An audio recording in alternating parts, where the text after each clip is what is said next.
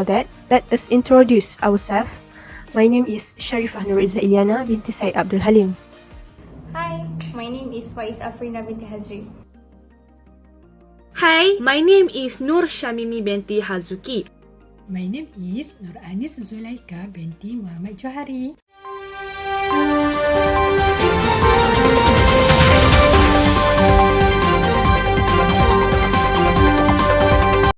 Menteri Kanan Keselamatan Datuk Seri Ismail Sabri Yaakob memfailkan saman terhadap bekas Ketua Wanita Bersatu Anina Sa'aduddin atas dakwaan menyiarkan kenyataan fitnah menerusi Facebook miliknya. Assalamualaikum and hi, my name is Faiz Afrina binti Hazri. I will start with the introduction of our group Defamation group project. To begin with, I'm gonna share the meaning of defamation according to Sherry Magala. Defamation is one of the thought focused at protecting, repairing, and preserving someone's reputation. In addition, malicious possession, abuse of procedure, and false imprisonment are other thoughts related to maintaining someone's reputation. In defamation, it is not required for a person to suffer physical harm, and the court will evaluate whether or not someone's reputation has been harmed. The main objective is to either avoid threatening damage to a person's reputation before it occurs or compensate a person for such damage.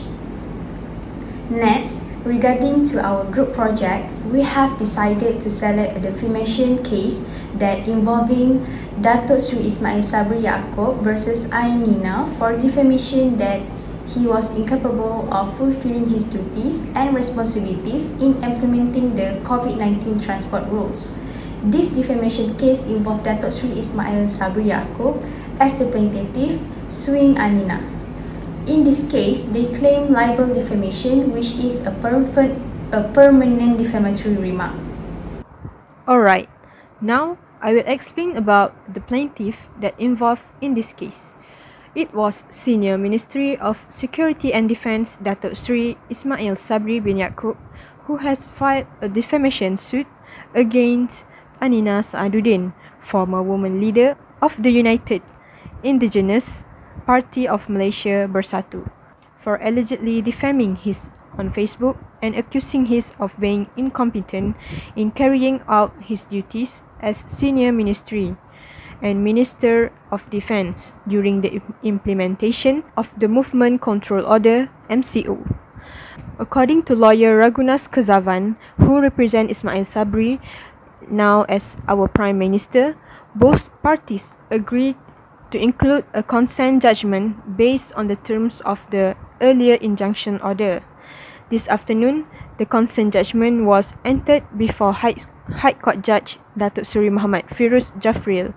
There is no hierarchy of cause or loss, he said, adding that today's decision amounted to a complete settlement of previous legal action. Ismail Sabri obtained a temporary injunction order on March 11 to compel Anina to remove all defamatory statements about him from her Facebook page. The defendant of this case is Anina Sa'aduddin. She is the former woman leader of the United Malaysian Indigenous Party Bersatu and also president of Empirical Malaysia in 2018.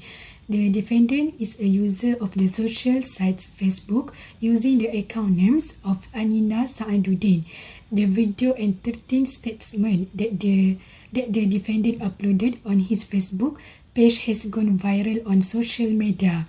The video and statement were uploaded a few months ago.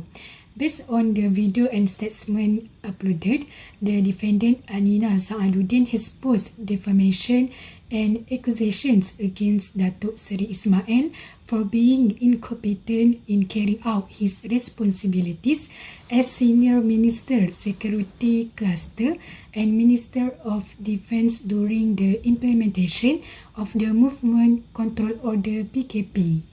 The defamation was made in writing and verbally. Writing means when someone publishes an untrue statement by writing it down or printing on a surface by producing words, letters, or numbers that give necessary information or meaning, while verbally means when someone publish an untrue statement by expressing it in speech rather than writing or action.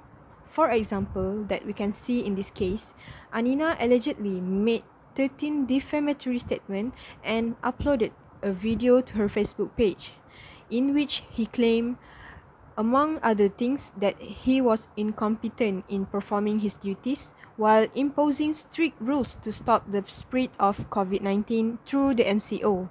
Following the defamatory statement, this must have harmed his reputation, and the plaintiff also claimed that the act of uploading the video was done with malicious intent to cause harm to his good reputation and image. Thus, the court judge ruled that Anina would incur no cost or loss, but the defendant was ordered to remove all statements and videos about the plaintiff from her Facebook page. However, Ismail Sabri, the plaintiff, desired general exemplary and additional damage as well as other benefits, costs and relief deemed appropriate by the court as a result of defendant's defamatory statement, which tarnished his image as a senior minister, security cluster and minister of defense. There is an element of defamation. In this case, the works must be defamatory. The works must be defamatory is an untrue statement, and the works tend to lower the plaintiff's reputation to cause him to be shunned or avoided. For example, in this case, the defendant Anina Saaduddin started a false statement that defamed the plaintiff, Datuk Seri Ismail Sabri, for not performing his duties as a defense minister during the PKP. Datuk Seri Ismail also claimed that following the defamatory statement, his reputation was tarnished while the act of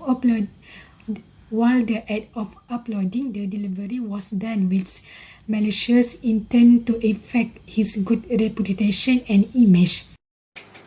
Hai, Assalamualaikum warahmatullahi wabarakatuh. My name is Nur Syamimie binti Hazuki. So I will continue this presentation with my part, which is the type of defamation. There are three types of defamation, which are libel, slander and innuendo. Libel are defamatory statement. For this case, the plaintiff using a social media like Facebook to write, posting and share about the false statement to show the person that they had. In addition, slander also one of the defamation. Slander is defamation statement that may orally and show the expressed. We also can say with some gesture. Slander can be when the defendant said that something can affect injury to the plaintiff. Next, innuendo. Innuendo is defamatory statement. Usually, innuendo does not appear with a person character. They usually show indirect, hidden, extended meaning to the plaintiff. In this case, the defendant made the imputation about the plaintiff's professions. The defendant was made 13 defamatory Facebook posts, which all she claimed are false. This made the plaintiff's affects reputation. Besides that, the court decided that Datuk Seri Ismail Sabri will receive a temporary restraining order on March 11, 2021, forcing Anina to remove any defamatory remarks about Datuk Seri Ismail Sabri from her Facebook profile. As a result, he seeks general damage, punitive damage, and extra damage in addition to any other benefits, expenditures, and damage deemed appropriate by the court. Back to me, I will continue my last part, which is the conclusion. To conclude, we can use defamation in our life to protect ourselves from any slander. By doing that, people are afraid to mess with us. From this case, we know that we should not make any statement about other people without have valid evidence. If we have valid evidence, we can report this misconduct to the authorities.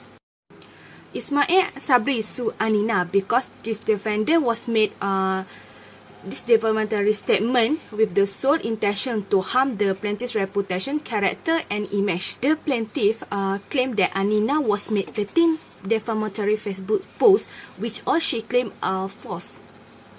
The plaintiff, who is requesting a written apology from Anina, also seeking an undefined amount of general, exclamatory and aggravated damage, has determined by court.